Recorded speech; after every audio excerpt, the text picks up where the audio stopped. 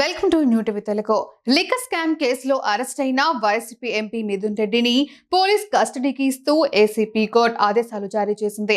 ఈ నేపథ్యంలో మిథున్ రెడ్డిని రాజమండ్రి సెంట్రల్ జైలు నుంచి విజయవాడకు సిట్ అధికారులు తరలించారు. సెప్టెంబర్ 19, 20 తేదీల్లో 2 రోజుల పాటు ఆయన్ని సిట్ అధికారులు విచారించనున్నారు.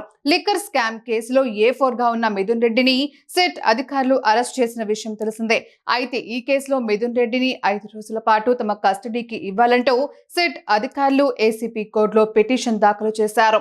దీనిపై విచారణ జరిపిన ఏసీపీ కోర్టు 2 రోజుల పాటు ఆయన్ని పోలీసుల కస్టడీకి అనుమతి ఇస్తూ ఆదేశాలు జారీ చేసింది. ఈ నేపథ్యంలో రాజమండ్రి సెంట్రల్ జైలులో ఉన్న ఎంపీ మిథున్ రెడ్డిని విజయవాడకు తీసుకువెళ్లారు. ఉదయం 9 గంటల నుంచి సాయంత్రం 6 గంటల వరకు ఎంపీ మిథున్ రెడ్డిని విచారించేందుకు ఏసీబీ కోర్టు జారీ చేసిన ఉత్తర్వుల్లో స్పష్టం చేసింది.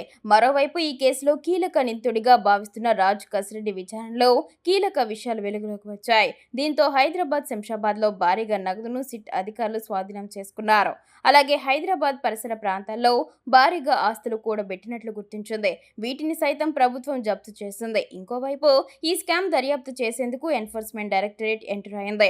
ఆ క్రమంలో చెన్నై, హైదరాబాద్, న్యూఢిల్లీలోని పలు ప్రాంతాల్లో ఈడీ అధికారులు ముమ్మర దాడులు నిర్వహించారు. ఈ సందర్భంగా కీలక పత్రాలను స్వాధీనం చేసుకున్నట్లు తెలుస్తోంది.